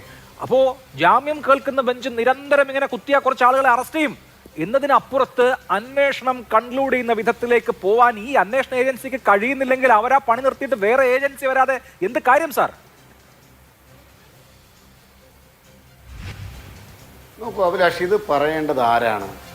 ഇവിടെ അന്വേഷണ ഏജൻസിക്ക്, പ്രത്യേകിച്ച് സ്പെഷ്യൽ ഇൻവെസ്റ്റിഗേഷൻ ടീമിനും അന്വേഷണത്തിനകത്ത് ഏതെങ്കിലും രൂപത്തിലുള്ള പോരായ്മ ഉണ്ടായിട്ടുണ്ട് എങ്കിൽ ആ പോരായ്മ കൃത്യമായി മനസ്സിലാക്കാനും അത് വിശകലനം ചെയ്ത് ഈ SITയെ വിമർശിക്കാനുമുള്ള പരമാധികാരം ആരിൽ നിക്ഷിപ്തമാണ്? അതാണ് ഇവിടുത്തെ പ്രധാന ചർച്ചാ വിഷയം. അത് തീർച്ചയായിട്ടും ഈ അന്വേഷണത്തിന് മേൽനോട്ടം വഹിക്കുന്ന ഹൈക്കോടതിയുടെ ദേവസ്വം ബെഞ്ചിൽ നിക്ഷിപ്തമാണ്. ദേവസ്വം ബെഞ്ച് നിലവിൽ ഈ അന്വേഷണവുമായി ബന്ധപ്പെട്ട് യാതൊരുവിധ പോരായ്മയും സ്പെഷ്യൽ ഇൻവെസ്റ്റിഗേഷൻ ടീമിന് ഉണ്ടായിട്ടില്ല എന്നാണ് ഈ അറ്റ് പ്രസന്റ് സ്റ്റേജ് ഈ സമയം വരെയും പറഞ്ഞിട്ടുള്ളത്. ഇനി നാളെ എന്ത് പറയും എന്നുള്ളതിനെ സംബന്ധിച്ച് നമുക്കറിയില്ല. അപ്പോൾ ആ നിലയ്ക്ക് നമുക്ക് ചർച്ച ചെയ്യാം. പക്ഷേ ഇവിടെ ചർച്ചയിൽ പങ്കെടുക്കുന്ന ഈ സംഘപരിവാര പ്രതിനിധിയും കോൺഗ്രസിൻ്റെ പ്രതിനിധിയും ഒക്കെ ഏറെക്കുറെ പറഞ്ഞു വെക്കുന്നത് അദ്ദേഹം ഈ അന്വേഷണ ഉദ്യോഗസ്ഥർക്ക് ഗുരുതരമായിട്ടുള്ള വീഴ്ച പറ്റിയെന്നാണ്. ആ വീഴ്ച ചെന്ന് ഭവിക്കുന്നത് സ്പെഷ്യൽ ഇൻവെസ്റ്റിഗേഷൻ ടീമിന് മേൽനോട്ടം വഹിക്കുന്ന അല്ലെങ്കിൽ അവരെ നിയന്ത്രിക്കുന്ന ഹൈക്കോടതിയുടെ ദേവസ്വം ബെഞ്ചിലേക്കാണ് ഈ സംശയത്തിൻ്റെ മുൾമുന ചെന്ന് പതിക്കുന്നത് എന്ന് നമ്മൾ മനസ്സിലാക്കണം. അത് നിങ്ങൾക്ക് എന്തെങ്കിലും തരത്തിലുള്ള വിയോജിപ്പുകളുണ്ട് എങ്കിൽ ആ വിയോജിപ്പ് സ്പഷ്ടമായി പറയാൻ നിങ്ങൾക്ക് കഴിയേണ്ടതായിട്ടുണ്ട്.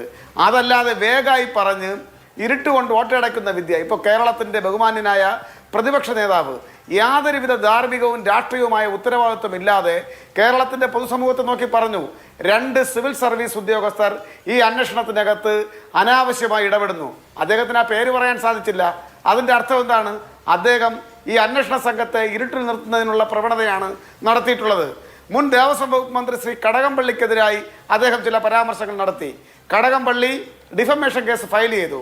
ആ കേസുമായി ബന്ധപ്പെട്ട് യാതൊരുവിധ ഒരു പേപ്പറിൻ്റെ വിലയുള്ള ഒരു ഡോക്യുമെൻ്ററി എവിഡൻസ് ഹാജരാക്കാൻ അദ്ദേഹത്തിന് സാധിച്ചിട്ടില്ല.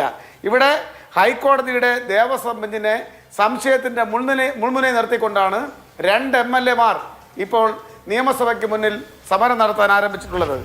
ഏത് ഏജൻസി അന്വേഷിക്കുന്നതിനും ഞങ്ങളെതിരല്ല, CPM എതിരല്ല എന്ന് അസന്നിഗ്ധമായി CPM-ന്റെ ലീഡർഷിപ്പ് പ്രഖ്യാപിച്ചിട്ടുള്ളതാണ്. പക്ഷെ നിങ്ങൾ നോക്കൂ, ഇവിടെ സംഘപരിവാരത്തിൻ്റെ പ്രതിനിധി വളരെ കൃത്യമായി അദ്ദേഹം പറഞ്ഞു, കേന്ദ്ര ഏജൻസി വരട്ടെ.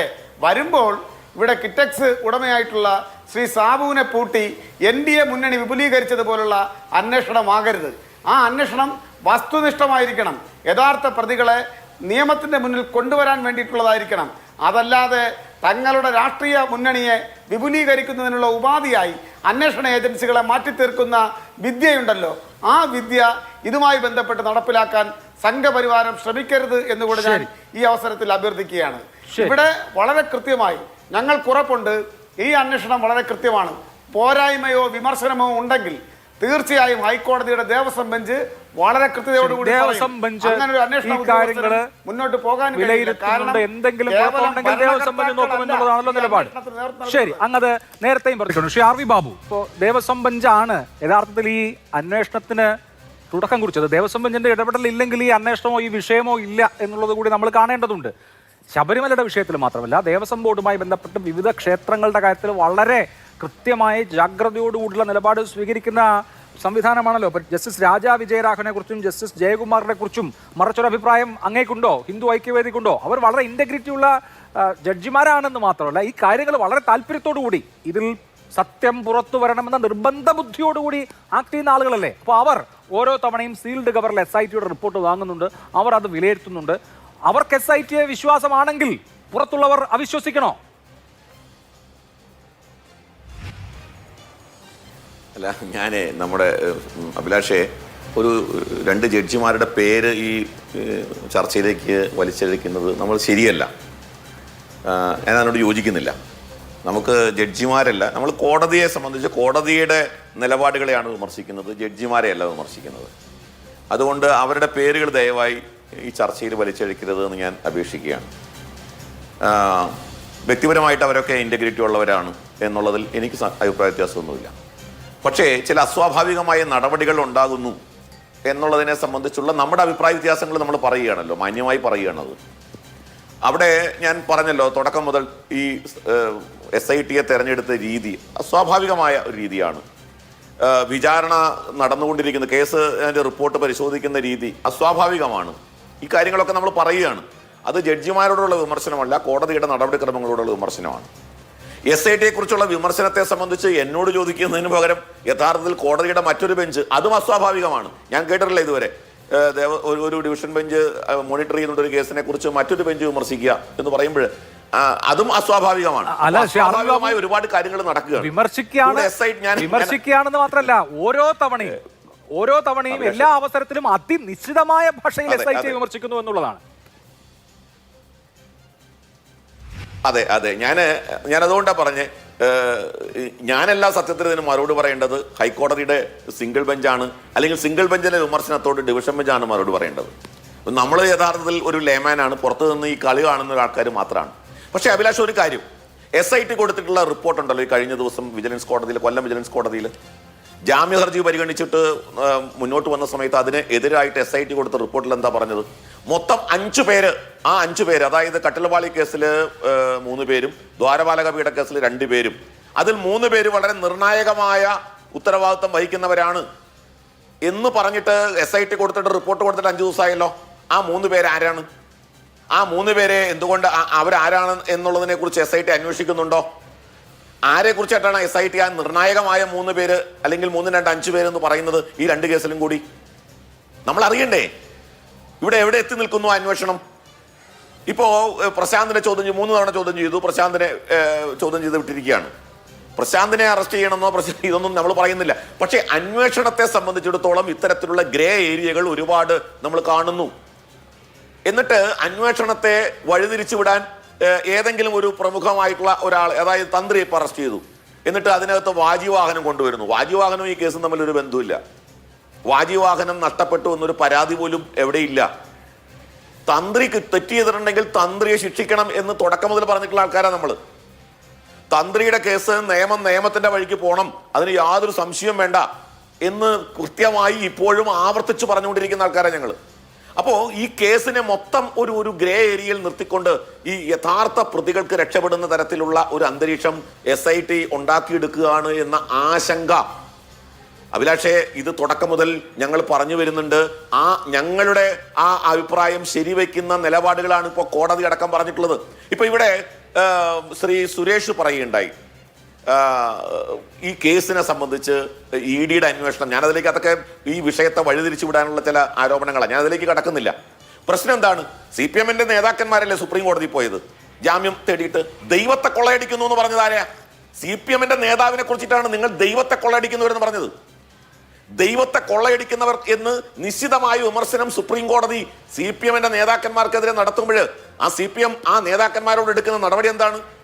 രക്തസാക്ഷി ഫണ്ട് കട്ടെടുത്തവനെ ചൂണ്ടിക്കാണിച്ചപ്പോൾ അവനെ പുറത്താക്കിയ CPM ഇവിടെ സ്വർണം കട്ടവന് പേരിൽ അറസ്റ്റ് ചെയ്ത് ജയിലിലടച്ച ആളെ പുറത്താക്കാൻ CPM തയ്യാറായിട്ടുണ്ടോ?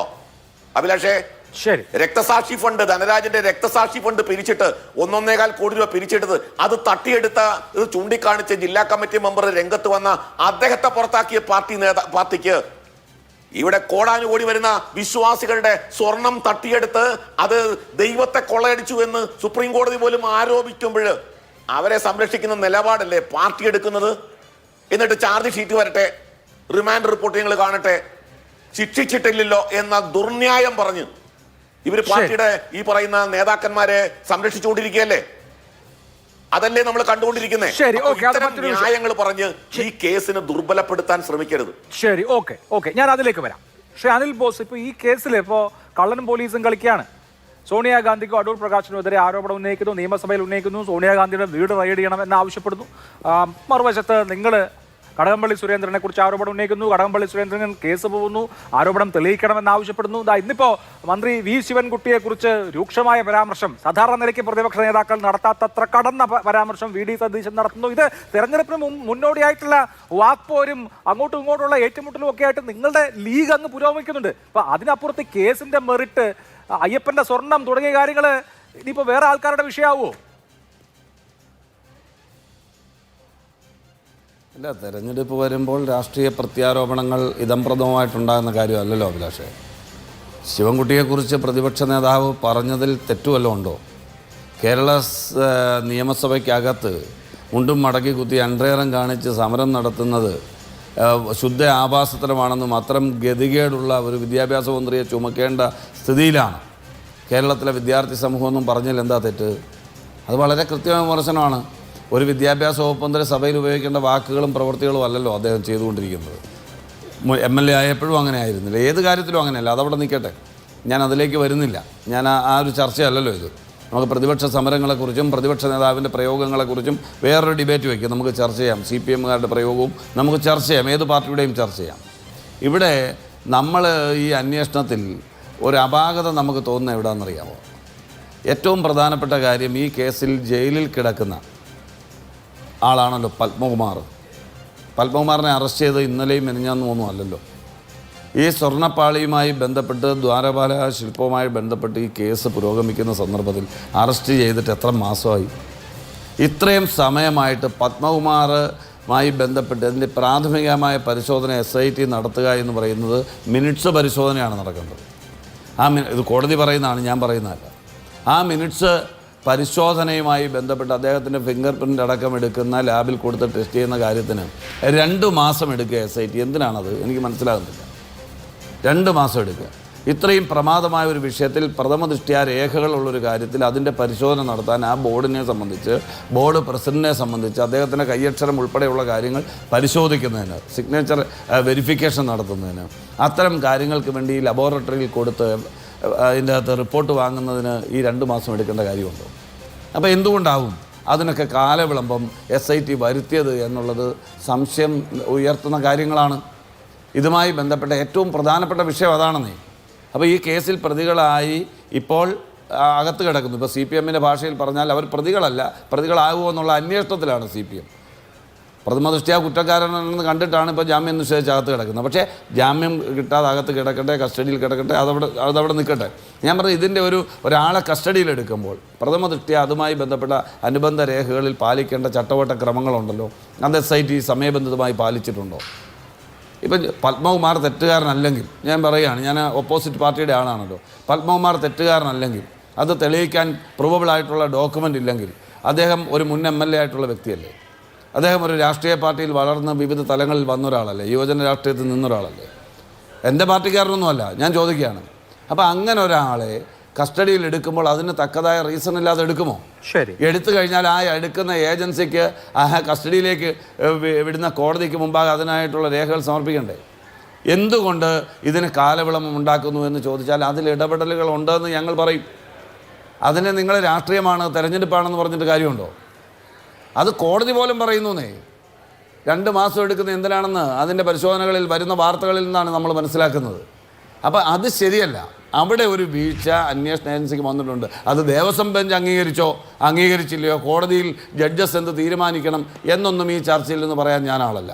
ശരി. പിന്നെ ഇന്ന് തന്നെ ഇവിടെ ശ്രീ RV ബാബു പറഞ്ഞു, ഒറ്റ സെക്കൻഡ്, RV ബാബു ഇന്നിപ്പം നടന്നത് പങ്കജ് ഭണ്ഡാരി എന്ന് പറയുന്ന ആളുടെ കേസുമായി ബന്ധപ്പെട്ട് അദ്ദേഹത്തിന് സുപ്രീം കോടതി പാസ്സാക്കിയിട്ടുള്ള നോംസിന് വിധേയമായി, നിയമത്തിന് വിധേയമായി അറസ്റ്റ് ചെയ്യുന്നതിന് മുമ്പ് പാലിക്കേണ്ട ചട്ടവട്ട ക്രമങ്ങൾ പാലിച്ചിട്ടില്ല എന്ന് ചൂണ്ടിക്കാണിച്ചിട്ടുള്ള അദ്ദേഹത്തിൻ്റെ പെറ്റീഷനാണ്. ആ പെറ്റീഷനുമായി ബന്ധപ്പെട്ട് നടത്തുന്ന പരാമർശങ്ങൾ എവിടെ വരെയാകാം, എവിടെയൊക്കെ പോകണം, അത് നിയന്ത്രണ വിധേയമാണോ നിയമവിധേയമാണോ, ഒരു ബെഞ്ചിൻ്റെ ഒരു ബെഞ്ചിൻ്റെ ഡയറക്ഷനിൽ SIT അന്വേഷണം നടക്കുന്ന സന്ദർഭത്തിൽ മറ്റൊരു സിംഗിൾ ബെഞ്ചിൽ ഇരിക്കുന്ന ജഡ്ജിക്ക് എന്തൊക്കെ പറയാം, ഏതൊക്കെ കാര്യത്തിൽ അഭിപ്രായം പറയാം, എവിടം വരെ ആകാം, അതൊക്കെ ചർച്ച ചെയ്യപ്പെടും. സമൂഹം ചർച്ച ചെയ്യപ്പെടും. നമ്മൾ കോടതിയെ വിമർശിക്കുന്നൊന്നും ആരും പറഞ്ഞിട്ട് കാര്യമില്ല, അതൊക്കെ ചർച്ച ചെയ്യപ്പെടും. എന്തായാലും ഒന്ന് പറയാം, ഈ പ്രതികളായി കസ്റ്റഡിയിൽ കിടക്കുന്ന ആളുകൾക്ക് അവർ പ്രതികളാണെന്ന് തെളിയിക്കുന്നതിനാവശ്യമായ അന്വേഷണവും പരിശോധനയും ലാബറട്ടറി റിപ്പോർട്ടും അടക്കം വേണ്ട കാര്യങ്ങളിൽ SIT മെല്ലെപ്പോക്ക സമീപനം സ്വീകരിച്ചിട്ടുണ്ട്. അത് ആരെ രക്ഷിക്കാനാണ് എന്ന് ചോദിച്ചാൽ ഭരിക്കുന്ന സർക്കാരിനെയും അതിൻ്റെ പാർട്ടിയുടെ പ്രതികളുമാണല്ലോ അകത്ത് കിടക്കുന്നത്, അവരെ രക്ഷിക്കാനാണ് എന്ന് പറയേണ്ടി വരും. ഇനി നിങ്ങൾ കോൺഗ്രസ്സുകാർ ആരെങ്കിലും ഉണ്ടെങ്കിൽ അവരെ അറസ്റ്റ് ചെയ്ത് ജയിലിട്, അപ്പം നമുക്ക് വന്നിട്ട് തിരിച്ചു പറയാം, ഞങ്ങളും കൂടെ സംസാരിക്കാം. ശരി, അപ്പോൾ സംസാരിക്കാം. അല്ല നമ്മൾ ഊഹോപോഹങ്ങളുടെ അടിസ്ഥാനത്തിൽ. ഞാൻ ചോദിക്കുന്നത് ഒറ്റ ചോദ്യം കൂടി അഭിലാഷേ, നിങ്ങൾ പറഞ്ഞു കടകംപള്ളിക്കെതിരെ ഞങ്ങൾ ആരോപണം ഉന്നയിക്കുന്നു. ഞങ്ങൾ കടകംപള്ളിക്കെതിരെ കടകംപള്ളിയെ ചോദ്യം ചെയ്തു വരാൻ നിങ്ങൾ എത്ര ദിവസം കഴിഞ്ഞ് അറിഞ്ഞത്? നമ്മൾ എത്ര ദിവസം കഴിഞ്ഞ് അറിഞ്ഞത്? ഇതുവരെ ചോദ്യം ചെയ്യാത്ത അടൂർ പ്രകാശിനെ വേട്ടയാടിക്കൊണ്ടിരിക്കുകയല്ലേ നിങ്ങൾ, അല്ലേ? ഇതുവരെ ചോദ്യം ചെയ്യാത്ത, ഒരു നോട്ടീസ് ഇല്ലാത്ത, ഒരു അന്വേഷണത്തിൻ്റെ ഭാഗമായി ഒരു വിളി പോലും ചെന്നിട്ടില്ലാത്ത ഒരാളെ നിങ്ങൾ ആരോപണത്തിൻ്റെ മുൾമുനയിൽ നിർത്താൻ ശ്രമിക്കുകയല്ലേ ചെയ്തുകൊണ്ടിരിക്കുന്നത്? ഞങ്ങൾ ആരെയും ആരോപണത്തിന്റെ മുൾമുനയിൽ നിർത്തുന്നില്ല.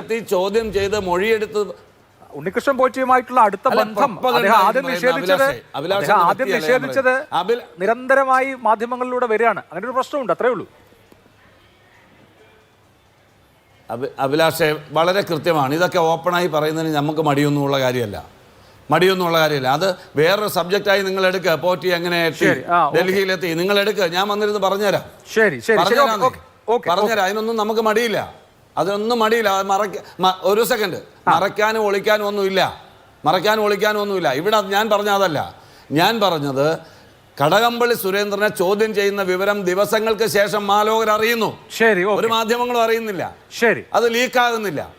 ചോദ്യം ചെയ്യാൻ പോലും ഇടയാക്കുന്ന ഒരു നടപടിക്രമങ്ങളും ഇല്ലാത്ത നേതാക്കളെ വ്യക്തിഹത്യ ചെയ്യുന്നു. സോണിയാഗാന്ധി അടക്കമുള്ള ആളുകളെ, MA ബേബി പോലും സോണിയാഗാന്ധിയെ വിമർശിക്കുന്നത് തെറ്റാണെന്ന് പറയുമ്പോൾ നിയമസഭയ്ക്കകത്ത് ഒരു സംസ്ഥാനത്തെ മന്ത്രി തോന്നിയവാസം പറഞ്ഞാൽ അയാളെ ആക്ഷേപിച്ചെന്നിരിക്കും.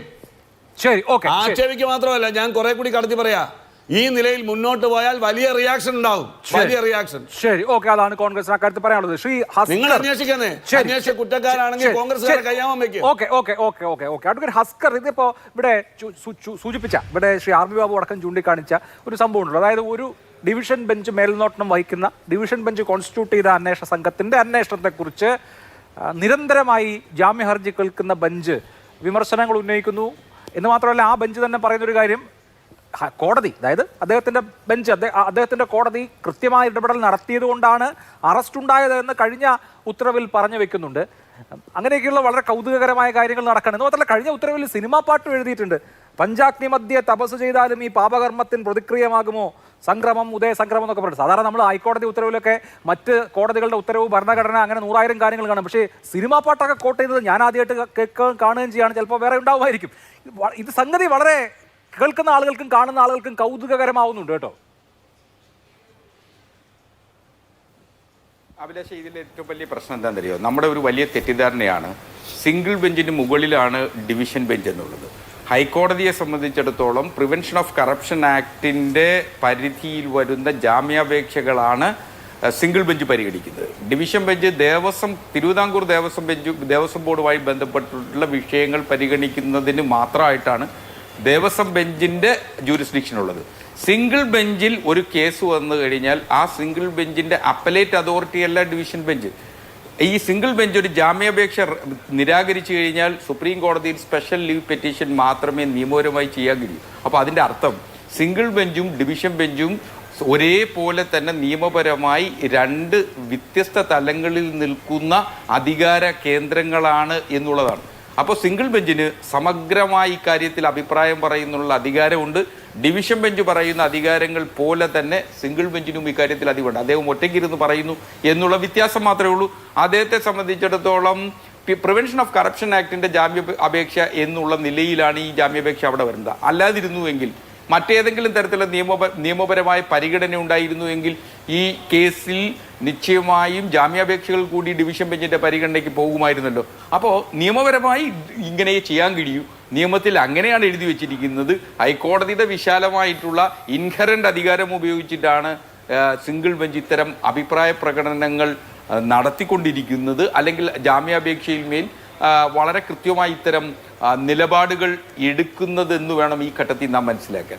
അപ്പോൾ ഇപ്പോൾ ഡിവിഷൻ ബെഞ്ച് എന്തുകൊണ്ട് വളരെ കൃത്യമായി SITയെ വളരെ രീതിയിൽ അഭിനന്ദിച്ചു പോകുന്നു എന്നുള്ളതാണ്. ഞാൻ ഈ ഡിവിഷൻ ബെഞ്ചിൻ്റെ പലപ്പോഴും എടുത്തിട്ടുള്ള ഈ കേസുകളുടെ ഇത്തരത്തിലുള്ള മോണിറ്ററിങ്ങിനെ സംബന്ധിച്ച് സംശയം പ്രകടിപ്പിച്ചിട്ടുള്ളതാണ്. ശ്രീ RV ബാബു തന്നെ പറഞ്ഞതുപോലെ തന്നെയുള്ള അഭിപ്രായമുള്ളതാണ്. കാരണം ഇക്കാര്യത്തിൽ ഡിവിഷൻ ബെഞ്ചിന് എത്രത്തോളം ഒരു കേസിൽ ഇൻവെസ്റ്റിഗേഷനിൽ എങ്ങനെ ഇടപെടാൻ കഴിയും എന്നുള്ളതിനെ സംബന്ധിച്ച് CRPCയിലോ BNSSലോ പറയാത്തൊരു കാര്യത്തിൽ, അല്ലെങ്കിൽ ഇന്ത്യൻ ഭരണഘടനയിൽ പറയാത്ത കാര്യത്തിൽ എങ്ങനെ ഇടപെടാൻ കഴിയും എന്നുള്ളത് ഒരു വലിയ ചോദ്യം നിലനിൽക്കുന്നുണ്ട്. പക്ഷേ വളരെ സത്യസന്ധവും നിഷ്പക്ഷവുമായിട്ടുള്ള ഒരു അന്വേഷണം നടക്കണമെന്ന വലിയ ചിന്താധാരയുടെ ഭാഗമായി സിംഗിൾ ബെഞ്ച് ഇത്തരം ഒരു ദേവസ്വം ബോർഡിൻ്റെ ഡിവിഷൻ ബെഞ്ച് ഇത്തരത്തിൽ പെരുമാറുന്നു എന്നുള്ളത് മാത്രമാണ് ഈ ഘട്ടത്തിൽ കാര്യം കഴിയുന്നത്. സുവോ മോട്ടോ അവരെടുത്തൊരു കേസ്, ആ കേസിൽ വളരെ കൃത്യമായി അന്വേഷണം നടക്കണമെന്ന് അവരാഗ്രഹിക്കുന്നു. അത്തരത്തിൽ അന്വേഷണം നടക്കുന്നു എന്നുള്ളതാണ്. അടച്ചിട്ട മുറിയിലൊക്കെ തന്നെ ഇത്തരത്തിൽ കേസിലെ അന്വേഷണ ഉദ്യോഗസ്ഥനെ വിളിച്ചു വരുത്തി വിവരങ്ങൾ ആരായുക എന്ന് പറയുന്നത് അസ്വാഭാവികമായ പെരുമാറ്റ രീതി തന്നെയാണ്. ആ അസ്വാഭാവിക പെരുമാറ്റ രീതി എന്തുകൊണ്ട് സംഭവിക്കുന്നു എന്ന് പറഞ്ഞു കഴിഞ്ഞാൽ ഹൈക്കോടതിക്ക് വിശാലമായ അധികാരമുണ്ട്. ആ അധികാരം ഉപയോഗിച്ച് ആ രീതിയിൽ ചെയ്യുന്നു എന്നത് മാത്രമല്ല മാധ്യമങ്ങളിൽ നിന്ന് ഈ വാർത്തകൾ മാറ്റും. നമ്മുടെ ഒരു ജനാധിപത്യ രാജ്യമാണ്. ആ ജനാധിപത്യ രാജ്യമായതുകൊണ്ടാണ് നമ്മളൊക്കെ ഇക്കാര്യങ്ങളിൽ അഭിപ്രായം പറയുക എന്നുള്ളത്.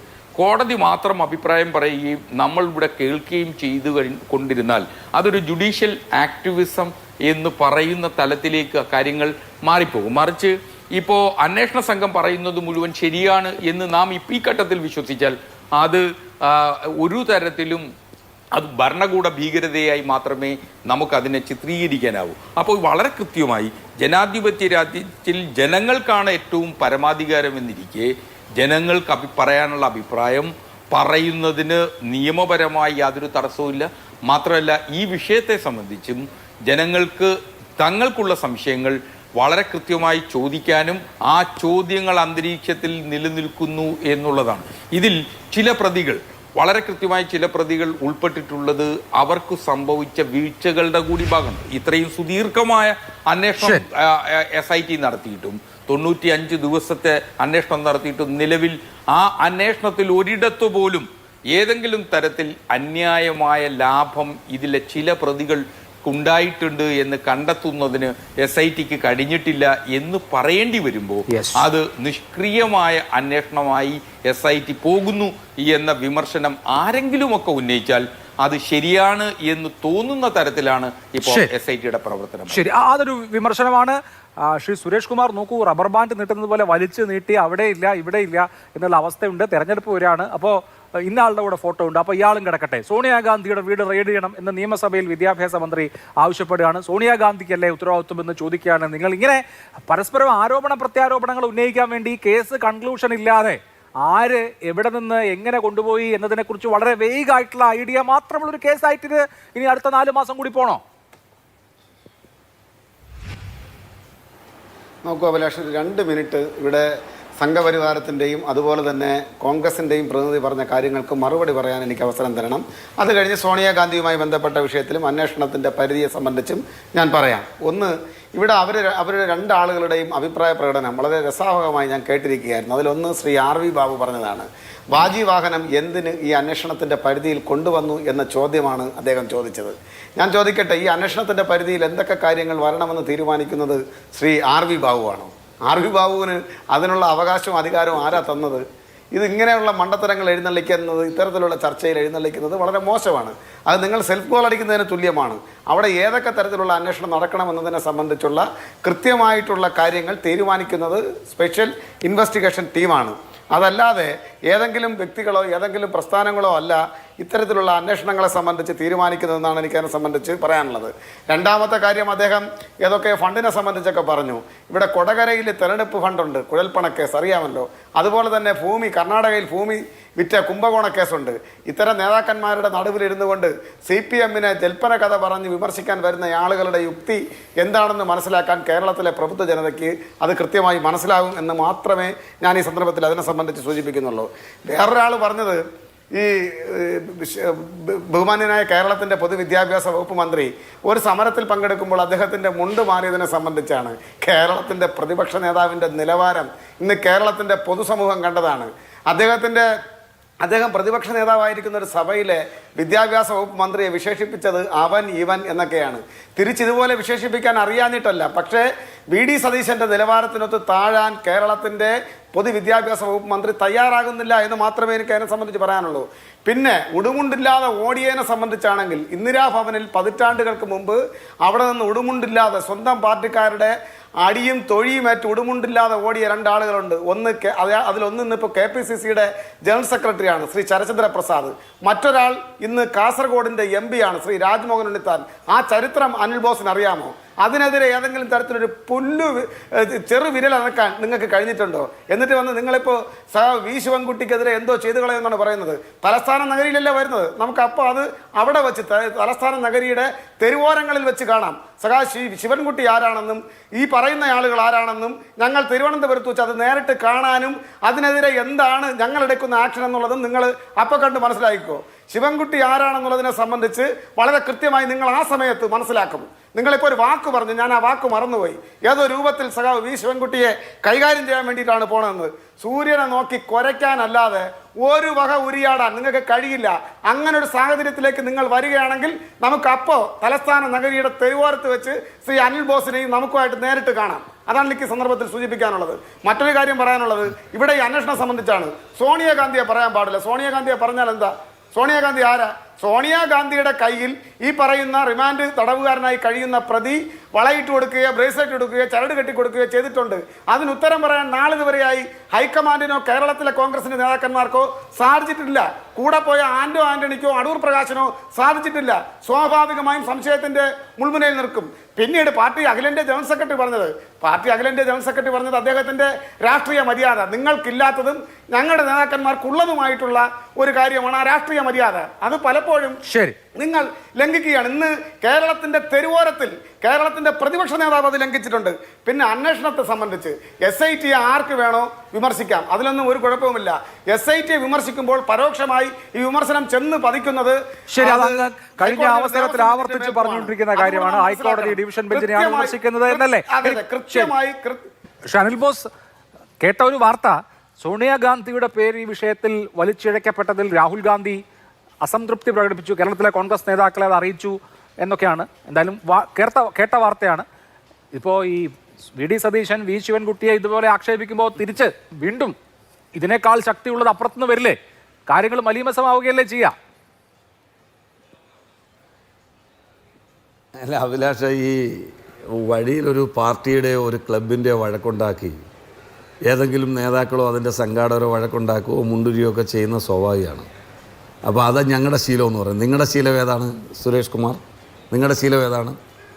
എടാ, സ്വന്തം പാർട്ടിയിൽ നടക്കുന്ന കൊള്ളരുതായ്മകൾ വിളിച്ചു പറഞ്ഞു ഒരു പാർട്ടി സഖാവിനെ ആദ്യം നിഷ്ഠൂരം. എടോ, താൻ പറഞ്ഞപ്പോൾ ഞാൻ മിണ്ടായിരിക്കായിരുന്നുള്ളൂ. അവിടെ മിണ്ടായിരി. ഞാൻ പറയുന്നത് വാഗ്വാദമില്ലാതെ വെട്ടി ചന്ദ്രശേഖരൻ അയാളെ സംസാരിച്ചപ്പോ ഇടപെട്ടില്ലല്ലോ. നല്ല വാക്കുകൾ കൊണ്ട് നല്ല അഭിസംബോധനകൾ കൊണ്ട് സംസാരിക്കാം.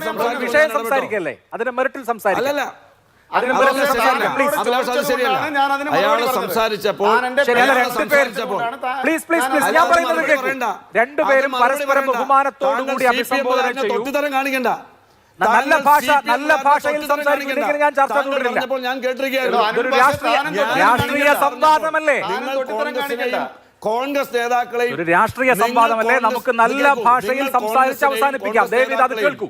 ആക്ഷേപിച്ചപ്പോൾ അത് നിശബ്ദമായി കേട്ടിരിക്കുകയാണ് ഞാൻ ചെയ്തത്. ഇത്തരത്തിലുള്ള ഭാഷകൾ ഉപയോഗിക്കുന്നത് ആരാണ്? സ്വാഭാവികമായി എന്നെ ഉപയോഗിക്കുമ്പോൾ ഞാനത് തിരിച്ച് താങ്കൾ ഉപയോഗിച്ച പല പദങ്ങളോടും CPM-ന്റെ പ്രതിനിധി ഉപയോഗിച്ച പല കാര്യങ്ങളോടും വിയോജിപ്പുണ്ട്. ഞാൻ ഇടപെട്ടില്ലല്ലോ. ഞാൻ ഉപയോഗിച്ച പദങ്ങളിൽ ഒരിക്കലും അഭിലാഷ് മോഹൻ ഇടപെടേണ്ടതായി വന്നിട്ടില്ല. സുരേഷ് കുമാർ അദ്ദേഹം പറയട്ടെ.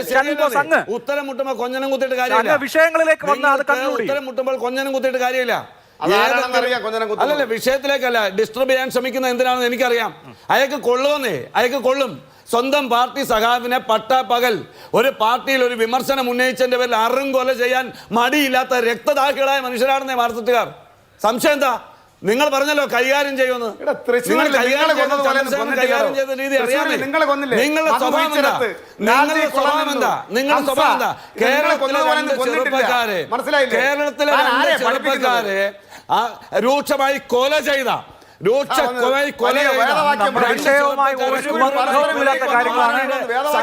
കേവല വാചാടവും വാഗ്വാദവും മാത്രമാണ് ദൗർഭാഗ്യകരമാണ്. അഭിലാഷേ, രണ്ട് ചെറുപ്പക്കാരെ അതിക്രൂരമായി കൊല ചെയ്ത പ്രതികളെ രക്ഷിക്കാൻ ഈ സംസ്ഥാനത്തെ ജനങ്ങളുടെ ഏഭ്യന്മാരാണ് CPM-കാർ. ശരിയായിട്ടുള്ള പദപ്രയോഗങ്ങളല്ല ഞാൻ അതിനോട് യോജിക്കുന്നില്ല. ശരിയായ പദപ്രയോഗങ്ങളല്ല. ശരിയായ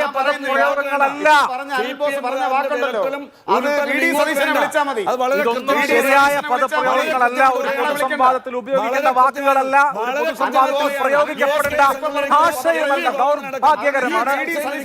സുരേഷ് കുമാറിനെ അടക്കം ദൗർഭാഗ്യകരമാണ്. ഇതൊക്കെ ദൗർഭാഗ്യകരമാണ്. ഇതൊന്നും ഒരു പൊതുസംവാദത്തിൽ ഉപയോഗിക്കപ്പെടേണ്ട ഭാഷയേ അല്ല. കേട്ടോ, അല്ലല്ല അഭിലാഷേ, നല്ല വാക്കുകളിൽ സംസാരിക്കുന്നു. ഒരു പൊതുസംവാദത്തിന്റെ രീതിയല്ല, ഭാഷയല്ല.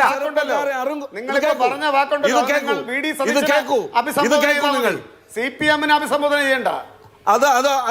ഞാൻ എന്ത് പറയണമെന്ന് ഞാൻ തീരുമാനിച്ചോളാം.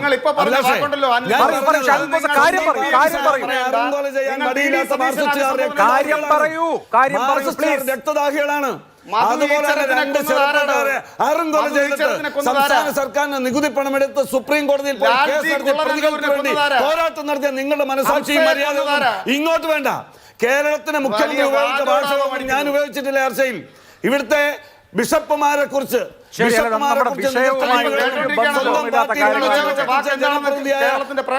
പ്രേമേന്ദ്രനെ കുറിച്ച് പരനാറിയെന്നും വിഷയവുമായി ബന്ധപ്പെട്ട കാര്യങ്ങളല്ല. ഇതൊന്നും നമ്മുടെ വിഷയവുമായി ബന്ധപ്പെട്ട കാര്യമേ അല്ല. എല്ലാ കാര്യങ്ങളും ചർച്ച ചെയ്യാനുള്ള വേദിയാക്കി മുഖ്യമന്ത്രി ആ വഴക്ക് നിങ്ങൾ മുഖ്യമന്ത്രി ഉപയോഗിച്ച ഭാഷ ഞാൻ ഉപയോഗിച്ചിട്ടില്ല. മനസ്സിലായില്ലേ? ശരി, നമുക്ക് അവസാനിപ്പിക്കാം. പിണറായി വിജയൻ ഉപയോഗിച്ച ഭാഷ കേരളത്തിന്റെ പൊതുസമൂഹം. ശരി, നമുക്ക് അവസാനിപ്പിക്കാം. എന്തായാലും നമുക്ക് ഏത് സംവാദവും നല്ല ഭാഷയിൽ നല്ല ആശയങ്ങളാൽ നടത്താൻ കഴിയേണ്ടതാണ്. കേവല രാഷ്ട്രീയ പ്രത്യാരോപണങ്ങൾക്കപ്പുറത്ത് ഈ വിഷയത്തിന്റെ മെറിറ്റ്, ശബരിമല സ്വർണ്ണക്കൊള്ള എന്ന് പറയുന്നത് വളരെ ഗൗരവമുള്ള വിഷയമാണ്. ആ വിഷയത്തിന്റെ മെറിറ്റിൽ ഇനിയുള്ള സംവാദങ്ങൾ നമുക്ക് നടത്തേണ്ടതുണ്ട്. വളരെ നന്ദി 4 പേർക്കും. സൂപ്പർ പ്രൈം ടൈം അവസാനിക്കുന്നു. നമസ്കാരം.